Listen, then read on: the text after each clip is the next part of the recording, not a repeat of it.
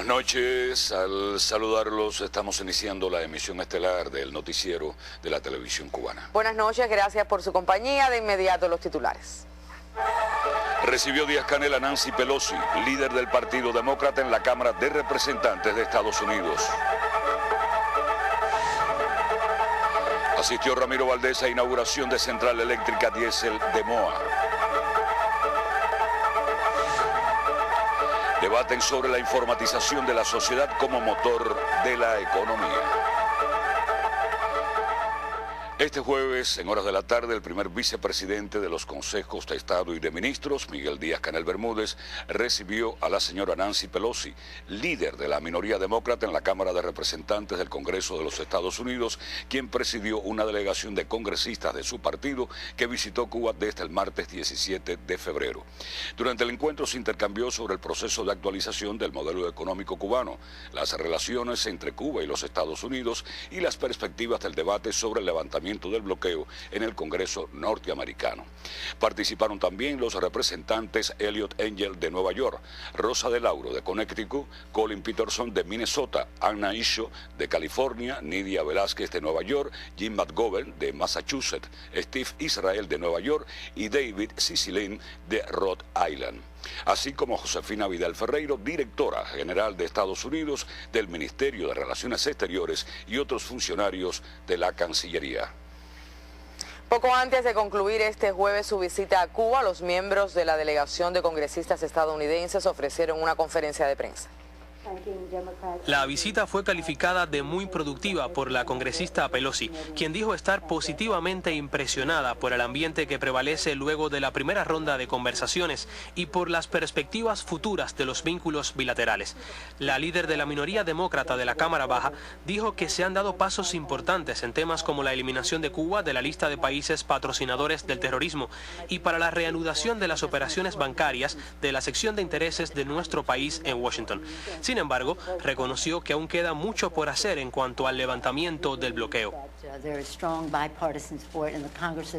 Hay un gran interés de ambos partidos en el Congreso de los Estados Unidos para terminar con el embargo. Creo que mientras más puertas abramos a muchos otros temas, más progresos habrá en ese asunto. Es muy importante para nosotros hacerlo lo más rápido posible. Al respecto, el representante por Massachusetts, Jim McGovern, explicó que aún no se ha logrado incluir el tema del bloqueo en el programa de discusiones del Congreso, lo cual, dijo, resultará muy complejo. Vamos a restablecer el grupo de trabajo sobre Cuba para presionar a los líderes del Senado a practicar un poco de democracia, llevando a cabo este debate y una votación sobre el embargo.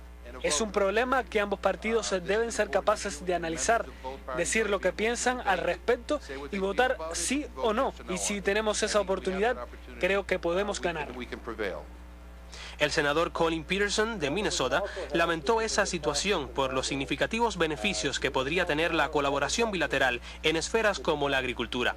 Además, añadió que las disposiciones de esa política no tienen sentido en ese campo. Luis Miguel Cabrera, Sistema Informativo de la Televisión Cubana. El proceso de restablecimiento de las relaciones con Estados Unidos convierte a Cuba en un tema de interés para el público norteamericano.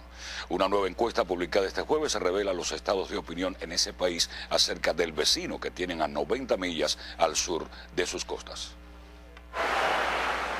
El 59% de los estadounidenses está a favor de que el gobierno de Barack Obama termine con el bloqueo.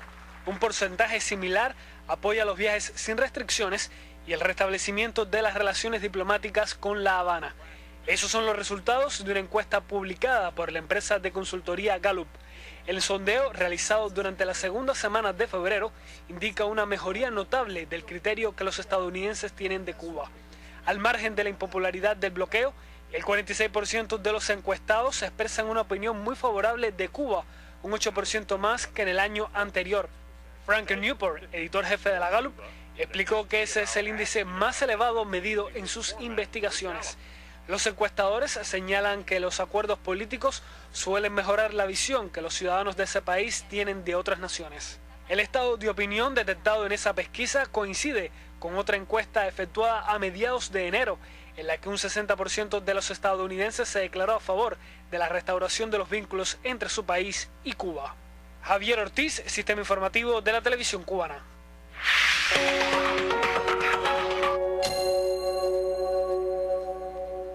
El miembro del Buró Político y vicepresidente de los Consejos de Estado y de Ministros, comandante de la Revolución, Ramiro Valdés Menéndez, asistió a la inauguración de la central diésel eléctrica del municipio holguinero de Moa. La planta es considerada la de mayor capacidad entre las de su tipo en Cuba y ofrece mayor confiabilidad al sistema electroenergético nacional. En la apertura oficial estuvieron además el miembro del Comité Central y primer secretario del partido en la provincia de Holguín, Luis Antonio Torres Iríbar, el ministro de la Construcción, René Mesa Villafaña, y el viceministro primero de Energía y Minas, Raúl García Barreiro. Las entidades que colocaron sus manos en la ejecución de la obra recibieron el reconocimiento de todos, entre ellas la empresa constructora integral número 3 de Moa, la de mantenimiento a centrales eléctricas y la constructora y reparadora de la industria del níquel. La inversión está valorada en más de 300 millones de pesos. El comandante de la Revolución, Ramiro Valdés Menéndez, visitó la sala de control donde apreció la sincronización de una de las máquinas al sistema electroenergético nacional. Estuvo además en la subestación eléctrica, también inaugurada este día, la cual forma parte del proyecto. Esa instalación contribuye a disminuir las pérdidas de energía para favorecer a los sectores estatal y residencial. Es una de las más modernas y complejas del país y permite sustituir a 2 antiguas subestaciones del territorio. El sistema electroenergético nacional carga hoy otra buena noticia. Desde Holguín, Yuliesca Hernández y Marel González, Sistema Informativo de la Televisión Cubana. En 4 grupos de trabajo sesionó hoy el taller de informatización y ciberseguridad que reúne en la capital a expertos en esas tecnologías. El objetivo es brindar propuestas para implementar la política de informatización segura e inclusiva que se propone llevar adelante el país. El capital humano sin el cual no sería posible lograr una sociedad informatizada, centró los debates de este grupo. Aquí se habló de la atención desde todos los puntos de vista al capital humano altamente calificado, pero también a la necesidad de seguir formando técnicos medios en estas especialidades tan necesarios para el desarrollo. Nosotros estamos apostando, primero, por hacer un diagnóstico real de la demanda del país en técnicos medios y en graduados universitarios en tecnologías de información, porque estamos claros que el recurso humano es el que va a sostener esta política de informatización y ciberseguridad a la que nos han convocado en este taller. En este grupo de trabajo se habló de favorecer la industria nacional de soluciones informáticas, ampliar las capacidades y el uso de Internet por la población e impulsar la incorporación de las tecnologías de la información y las comunicaciones en los sectores productivos y en los servicios a la población. El que quiere ser trabajador por cuenta propia, hoy, y ya es un experimento que estamos llevando a cabo en Guine, tenía que ir a 8 instituciones y se demoraba 52 días. Hoy va a un solo lugar, a la unidad de Guine, y en el mismo día o al otro día recibe su documento. Mañana concluirá este primer taller de informatización y ciberseguridad. Lisandra Sesto y Nuria Cepero, Sistema Informativo de la Televisión Cubana. El proceso de informatización de la sociedad cubana no solo incluye inversiones para la adquisición de nuevas tecnologías e infraestructura. También es preciso organizar el marco institucional que encauce las estrategias, proyectos y el capital humano existente en el país. Con ese ánimo, se creará la Unión de Informáticos de Cuba, UIC. Congregará a los profesionales que se desempeñan en áreas relacionadas con las tecnologías de la información y las comunicaciones. Los agrupará a partir de fines profesionales, científicos, técnicos, y creará un ambiente propicio para la investigación científica, la formación profesional, la protección de la propiedad intelectual en esta organización y, por supuesto, todo esto asociado al desarrollo de la informatización del país, sustentado en las bases de la política económica del país. La Unión de Informáticos de Cuba será una organización profesional, científica y técnica de afiliación voluntaria. Los requisitos para formar parte de la Unión están plasmados en los estatutos y en los reglamentos. En primera instancia son todos los profesionales graduados de las carreras afines a las tecnologías de la información y las comunicaciones, otros profesionales graduados de otras especialidades que con su currículum demuestren una actividad en estos temas, y algunos casos que por un reconocido desempeño en estas áreas pues se le aceptará como miembro de la Unión.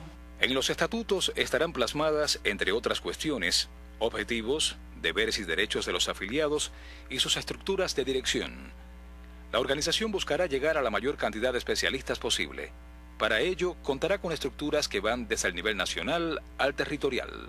La organización de la Unión va a estar en 3 niveles: un nivel nacional, en el que el máximo órgano va a ser el Congreso, está el Consejo Nacional y la Junta Directiva Nacional. A nivel territorial van a estar las organizaciones territoriales, y van a haber organizaciones de base que van a hacer afiliaciones profesionales a partir de intereses comunes en temáticas, en tecnologías, y que pueden asociarse tanto de un mismo territorio como de diferentes territorios los profesionales. Pueden participar en más de una organización de base o ser miembros de más de una organización. La creación de la UIC responde a la necesidad de agrupar en áreas afines y materias de interés a los miles de profesionales capacitados existentes en el país y que actualmente se encuentran dispersos por diversas entidades, instituciones y territorios. La Unión pretende ser una organización que gestione el conocimiento en primera instancia y por lo tanto logre tener información de sus asociados, por ejemplo, de quién sabe qué, y puede ser una oportunidad para que a partir de identificarse posibles proyectos, posibles puestos de trabajo, se logre también saber quiénes pudieran ser los profesionales de los que están asociados a la Unión que pudieran ocupar esa plaza, participar en esos proyectos.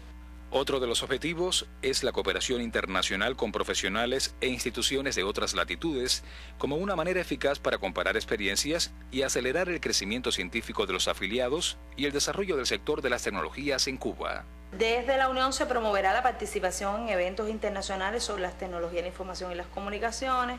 Se establecerán alianzas con organizaciones similares que hay en otros países, se realizarán actividades conjuntas, foros, debates sobre esos temas.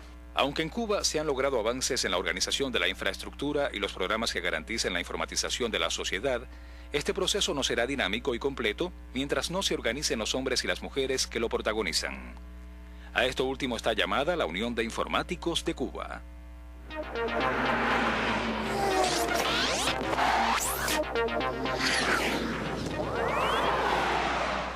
Buenas noches. De la Serie Nacional de Béisbol, Industriales y la Isla de la Juventud celebraron doble jornada, pues jugaron el partido suspendido de ayer por la lluvia. A primera hora, los Leones apabullaron a los Piratas 14-4. En el choque, Lisbán Correa disparó par de cuadrangulares, uno de ellos con bases llenas, y remolcó 7 carreras. Los azules conectaron 18 hits para apoyar la labor del pitcher ganador Alberto Bisset, quien llegó a su 9º triunfo. Hubo salvado para Héctor Ponce. El juego lo perdió Joalquis Cruz. En el cierre, los Piratas se impusieron 4-2 para llevarse 2-1 el compromiso particular. El triunfo para Darien Núñez. Hubo juego salvado para el cerrador Dani Aguilera, quien llegó a 9. El choque lo perdió Villoandri Obelín, quien encajó su 8ª derrota. Esta tarde también jugaron Matanzas y Ciego de Ávila. Los cocodrilos se quitaron la escoba de encima al vencer a los Tigres 5-3. El derecho Yonder Martínez consiguió su 9º éxito. Yadier Echavarría se anotó punto por juego salvado. El lanzador derrotado fue Yander Guevara. Los compromisos nocturnos son los de Pinar del Río versus Artemisa en el Estadio Capitán San Luis, con transmisión de Tele Rebelde, y el choque entre Granma y Holguín, con sede en el Parque Mártires de Barbados de Bayamo.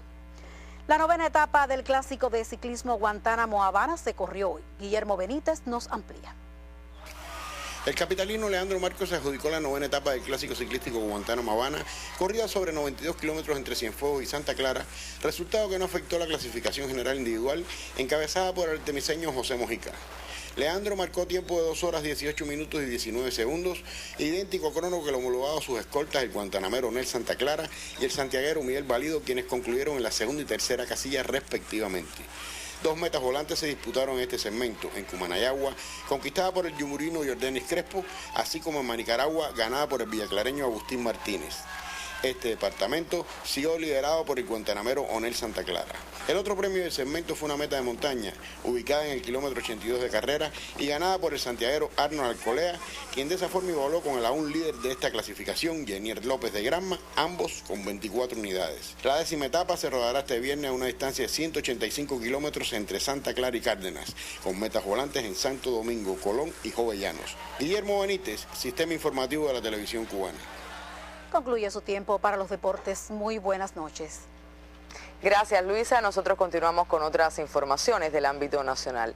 El secretario general de la CTC, Ulises Guilarte de Nacimiento, intercambió en el municipio especial de la Isla de la Juventud con trabajadores de diferentes colectivos laborales.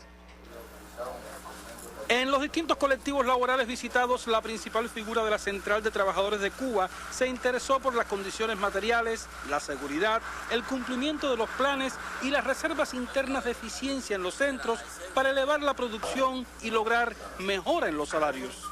El movimiento sindical ha defendido y subraya la idea que lo que no se puede hacer es distribuir algo que no esté creado. Lo primero y lo más importante es crear esa riqueza, que nuestros trabajadores comprendan que de su esfuerzo, de esa riqueza que se genere, podrán recibir mejor remuneración. Y ese es en el empeño en que nos encontramos hoy, buscando que el ejercicio de representación del sindicato, la defensa de ese derecho importante del trabajador, que es su salario, del cual él debe vivir honradamente, tenga un impacto más directo a partir de lo que se va generando en la eficiencia de los colectivos. Entidades decisivas en la producción agrícola del municipio especial, como la Unidad de Talleres Libertad de América, la empresa agroindustrial frutícola Jesús Montaneo Oropesa, la cual procesa hoy todo el tomate para la sustitución de importaciones, y las tiendas para la venta liberada sin subsidios de insumos e implementos agrícolas, formaron parte de este recorrido, donde el también miembro del Comité Central pudo constatar cuánto se trabaja hoy en el municipio especial. En la isla, Noel Otaño,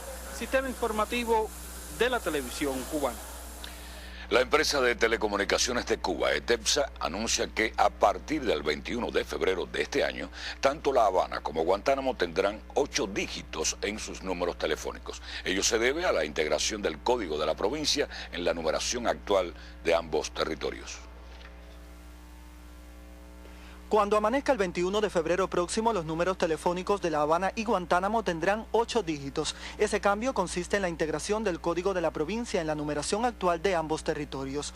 Luego de la fecha señalada, a los números de la capital se le antepondrá el 7 y a los de Guantánamo el 21, excepto las localidades de Boquerón, Glorieta, Palenque, Bernardo, La Tagua, San Antonio del Sur y Tortuguilla. Esos territorios realizarán las llamadas locales como hasta ahora. Precisa la empresa de telecomunicaciones de Cuba que para realizar cualquier llamada dentro de esas provincias, los usuarios deberán marcar el nuevo número de 8 dígitos. Las llamadas que se realicen hacia móviles y el acceso a servicios especiales y de asistencia no variarán. Las personas que llamen desde otras provincias o desde el extranjero hacia esos territorios marcarán de la misma forma. Raico Escalante, Sistema Informativo de la Televisión Cubana.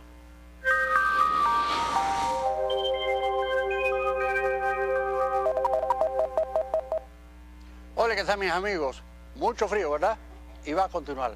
Esta madrugada será notablemente fría en zonas del interior del occidente y centro y mañana viernes otro día invernal. Vamos a verlo ahora en detalle. Bueno, en primer lugar observen ustedes cómo hay una zona acá, desde la Florida hasta Cuba, una lengua de aire frío que está fluyendo sobre nuestro país. El frente ya se encuentra abandonando Cuba, más debilitado sobre el extremo más oriental, donde todavía puede haber algún chubasco o alguna lluvia. Vamos a ver en detalle ahora el pronóstico del tiempo para el occidente. Miren, una madrugada notablemente fría, mínima de 6, 7, 8 grados en la zona interior del territorio occidental. En las costas, 11 a 13 grados Celsius. Sol abundante, ¿verdad?, por la mañana. Por la tarde entonces tendremos el cielo parcialmente nublado, sin lluvia, y por la tarde temperatura máxima de 19 grados en la capital, en el resto 20-21 grados, otro día invernal. Bueno, para el centro del país, muy parecido. Una madrugada entre 8 y 11 grados y sol abundante por el día. Por la tarde, cielo parcialmente nublado, 20 a 23 grados de temperatura máxima. Y quiero decirles que en las zonas del interior, por la madrugada, en algún punto pudiera bajar a menos temperatura de la que hemos dicho. Vamos a ver ahora la región oriental.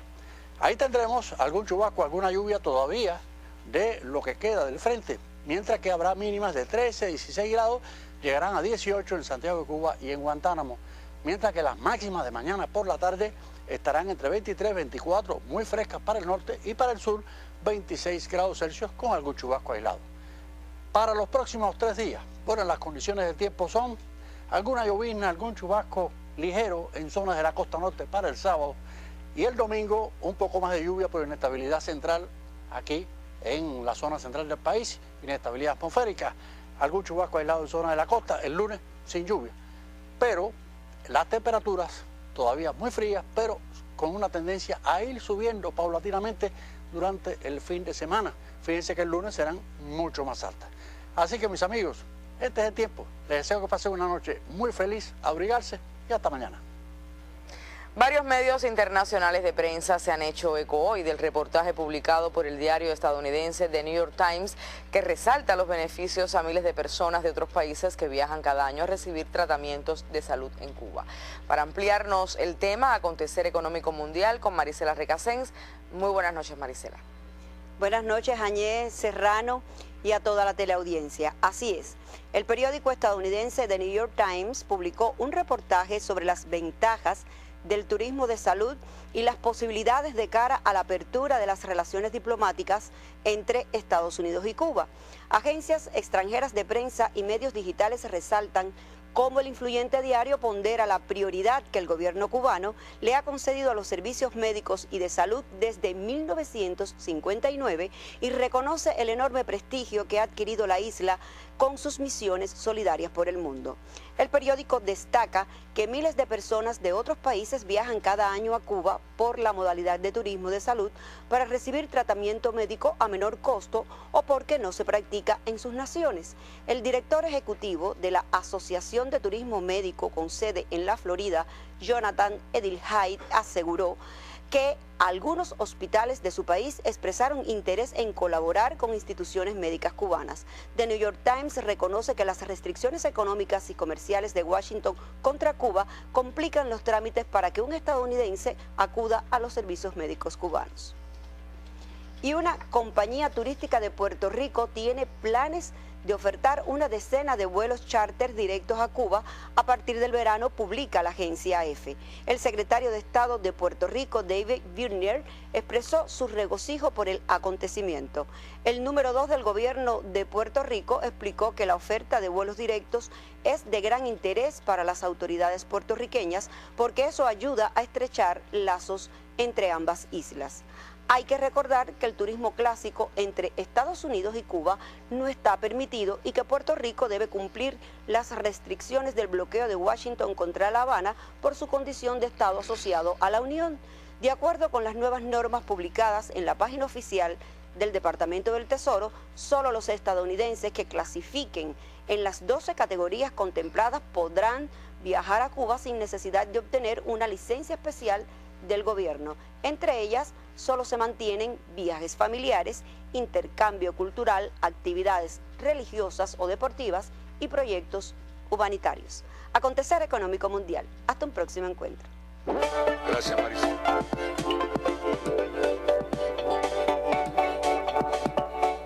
El canciller uruguayo Luis Almagro, candidato a secretario general de la Organización de Estados Americanos, OEA, llamó a la unidad para dar a la organización la credibilidad que hoy todos reclaman. Destacó que la OEA del siglo XXI debe ser global y relacionarse con países y entornos estratégicos, con organismos multilaterales globales y regionales. Los líderes del denominado Cuarteto de Normandía, conformado por Rusia, Alemania, Francia y Ucrania, acordaron hoy mediante contacto telefónico aplicar con rigor la totalidad de las medidas previstas en el acuerdo de Minsk, hacer duradero el cese el fuego y comenzar la retirada del armamento pesado por todas las partes. Irán y Estados Unidos retomarán en Ginebra las negociaciones bilaterales para avanzar hacia un posible acuerdo nuclear para marzo próximo. Teherán mantiene negociaciones con los miembros permanentes del Consejo de Seguridad más Alemania en la búsqueda de un consenso final y abarcador sobre su programa atómico. Las sanciones económicas y la capacidad iraní de enriquecimiento de uranio figuran como los temas más espinosos del diálogo. Orlando Lancís, Redacción Internacional. Y hoy volvemos con las historias de nuestra brigada médica en Cabruta, a orillas del río Orinoco, un lugar en la selva venezolana al que llegaron desde el año 2008 los médicos cubanos. Después de navegar horas por las peligrosas aguas del Orinoco, los médicos cubanos llegan a las comunidades indígenas. Van al encuentro con los pueblos originarios de América, esos que han sido olvidados por siglos en medio de la selva. Todas las semanas hacemos operativos a través del río, aquí a todas las comunidades indígenas, y también vamos a otras comunidades que, bueno, que no es a través del río, pero lo hacemos de forma terrestre. Y cuando ven venir a los médicos seguro que se alegran un poco, ¿eh? Oye, sí, porque por lo menos la medicina no se consigue. En la farmacia, usted va a una farmacia y no se consigue nada. Y aquí la traen los cubanos. Ok, claro. Gratis. Gratis. Son comunidades indígenas, con tradiciones, con cultura, con creencias religiosas. Pero bueno, hemos tenido buena aceptación aquí. Hasta las comunidades indígenas, la Brigada Médica Cubana en Cabruta lleva los servicios gratuitos de odontología, laboratorio clínico, oftalmología y consultas de medicina general integral. Va a hervir el agua de beber, el agua de consumo, la va a hervir y ese es el agua que le va a dar de beber a las niñas. Lavado frecuente de las manos, lavado frecuente de las verduras y los vegetales que se va a consumir. Entonces, el ácido fólico, una tabletica diaria. Vivimos pobremente. Pero agradecen a los médicos cubanos. Sí, agradecemos mucho, porque siempre se acuerdan de nosotros. Es esta la historia que escriben 30 cubanos, en su mayoría mujeres, a orillas del Orinoco. Relatos de nuestra colaboración médica que seguiremos narrando en nuestros viajes con las comunidades indígenas de Venezuela. Desde la cuenca del Orinoco reportamos Marisol Blanco, Miguel Román y Wilmer Rodríguez Fernández, Sistema Informativo de la Televisión Cubana.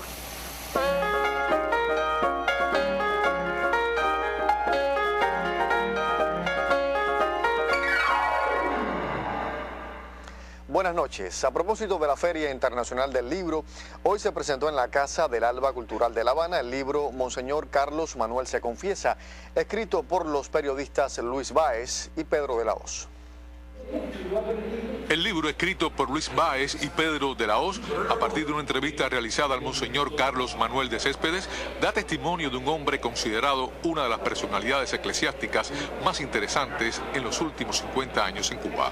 La obra literaria devela la admiración del Monseñor Carlos Manuel de Céspedes por Fidel y Raúl, sus encuentros con Carlos Rafael Rodríguez, Cintio Vitier, Eliseo Diego y Lezama Lima, además de su historia familiar, especialmente la de su tatarabuelo Carlos Manuel de Céspedes, el padre de la patria. Él tuvo la confianza de hablar con ustedes de la forma llana y sencilla con que solía habitualmente hacerlo. Es precisamente su indiscutible lealtad a su patria, su amor acendrado a Cuba y el culto por el nombre y por los apellidos que llevaba. Como cada año, las presentaciones del libro de Luis Báez, siempre editado por la Casa Abril, convocan a una multitud que disfruta sus entrevistas a personalidades. Este encuentro sirvió también para rendir homenaje al periodista recientemente fallecido, que dejó más de 30 libros escritos y otros en proceso. Boris Fuentes, Sistema Informativo de la Televisión Cubana. Y la editorial Verde Olivo presentó este jueves los títulos Cuba entre tres imperios y el general Tomasevich, un héroe de la Revolución Cubana. En ambas presentaciones participaron jefes y oficiales de la FARC y estudiantes de las escuelas militares. El libro Cuba entre tres imperios, Perla, Llave y Antemural constituye un aporte a la nacionalidad cubana, expresó Abel Prieto Jiménez, asesor del presidente cubano, durante su presentación. El autor de ese título, Ernesto Limia Díaz, deja en sus páginas patrimonio y leyenda viva para las nuevas generaciones sobre la historia de Cuba, desde la llegada de Colón a la isla hasta la toma de La Habana por los ingleses. El libro, escrito de forma sencilla, se lee como una novela y en él los jóvenes van a conocer el itinerario de Cuba como nación para seguir defendiéndola. Y hoy me agrada mucho que esté aquí, me explicaba el director de la editorial, que estén aquí muchos camilitos, jóvenes, cadetes, que haya una representación de nuestra juventud asociada a la defensa de nuestro país. Porque este es un libro pensado, diseñado, concebido también como un arma para la defensa de nuestro país. También este jueves la editorial Verde Olivo presentó el volumen General Tomasevich, un héroe de la Revolución Cubana. El autor José García Blanco nos revela con profundidad la vida de este héroe tan querido por el pueblo de Cuba. Desde su adhesión al movimiento 26 de julio hasta sus últimos instantes vinculado al partido y a las Fuerzas Armadas. Cuba entre tres imperios y el general Tomasevich, un héroe de la Revolución Cubana, forman parte de los 15 títulos presentados por la casa editorial Verde Olivo en esta edición de la feria. 10 son novedades y 5 reediciones. Desde la cabaña ha sido un reporte de Talía González y un equipo de Trimagen para el sistema informativo de la televisión cubana. También de la Feria Internacional del Libro conocimos que esta tarde Alberto Marrero recibió el premio Nicolás Guillén de Poesía. Nelton Pérez fue el ganador del premio Alejo Carpentier, género novela. Sergio Cebedo mereció el Alejo Carpentier, género cuento. Y Raidel Araoz resultó el triunfador para la categoría de ensayo. Hoy además fueron entregados los premios que reconocen el quehacer de los instructores de arte en el país, quienes trabajan en escuelas, casas de cultura y en conexión directa a la comunidad. A propósito de la jornada por el Día del Instructor de Arte, se entregó este miércoles en el Memorial José Martí el Premio Nacional Olga Alonso a Roseismeri Grandal y Orbi Morgan, especialistas de las Casas de Cultura de Pinar del Río y Guantánamo respectivamente. La distinción reconoció este año el trabajo en las comunidades y grupos portadores de cultura popular. También en ocasión del 10º aniversario de las Brigadas de Instructores de Arte José Martí, recibieron un reconocimiento especial de esa institución Pedro Pablo Cruz de La Habana, Ligitzi Hernández de Santi Espíritus, Diango González de Camagüey y los granmenses Eddie Valiente, Roberto Carlos Mora y Loriagne Rodríguez. Alfonso Roque y Fátima Rivera, Sistema Informativo de la Televisión Cubana. Y este 19 de febrero cumple 15 años de fundado un proyecto novedoso y sobresaliente dentro de la música cubana contemporánea, Aceituna Sin Hueso. La agrupación se presenta cada domingo en la noche en el Centro Cultural Fresa y Chocolate. Para este 2015, la banda que dirige Miriela Moreno pretende presentar su tercera producción discográfica bajo el título de Rellenas con Pimiento. Así terminamos, buenas noches y hasta un próximo encuentro.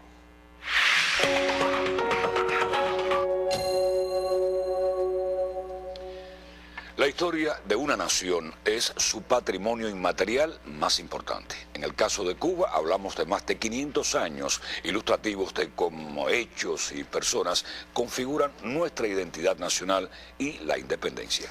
Es entonces conocer la historia un deber de cada ciudadano, no solo porque eleva así su universo cultural, sino porque en ella está la esencia de lo que es. Pero nos preguntamos, ¿conocemos los cubanos nuestra historia? El periodista Lázaro Manuel Alonso entrevistó al azar a un grupo de capitalinos para buscar respuestas a esa interrogante. Es un día cualquiera en La Habana. La vida social no difiere de las clases para los que estudian o el trabajo para los que ya tienen esa otra responsabilidad. Pero quienes no hacen ni lo uno ni lo otro por estas calles están a merced de que nuestra cámara ponga a prueba sus conocimientos sobre la historia de Cuba. Hemos querido comenzar por la más cercana, esa que sucede al año 1959, conocida como periodo de la revolución en el poder. ¿En qué lugar de Cuba se dice que Estados Unidos recibió la primera gran derrota en Latinoamérica? ¿En qué lugar? ¿En qué lugar de Estados Unidos? De Cuba. En Guantánamo. Habana. No, eso no lo sabemos. ¿Eso no se lo han dado? No. ¿Qué día de enero de 1959 entró Fidel a La Habana? Ya primero fue que triunfó la revolución. ¿Fue ese el día que llegó acá? ¿Cómo? Fue el día ese que entró aquí a La Habana. Entró a La Habana.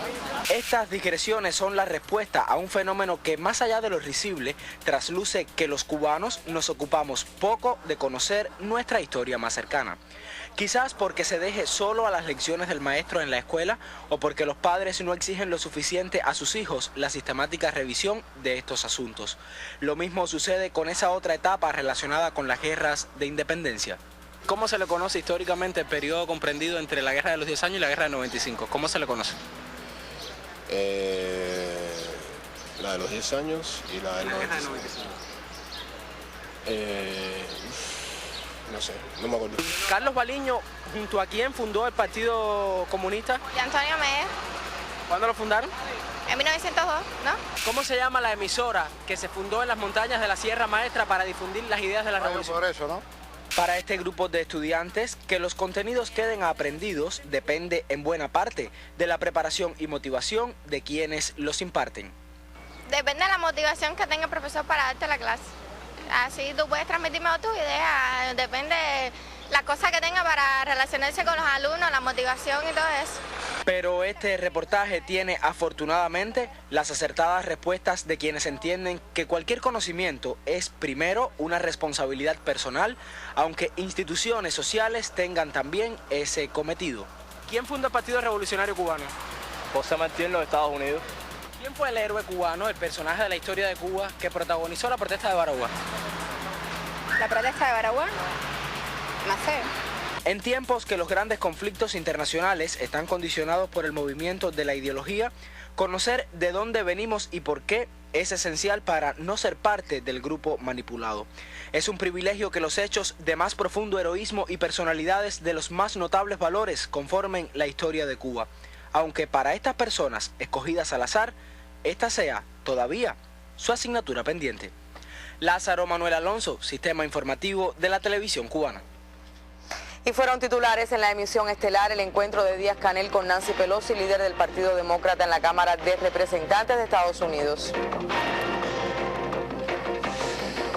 La inauguración de la central eléctrica diésel de Moa.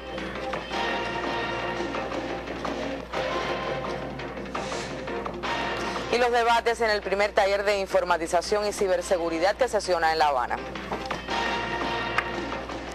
Finaliza así la emisión estelar. Rafael Serrano, Áñez Becerra, deseamos pasen todos muy buenas noches. Sí, gracias, buenas noches y hasta mañana.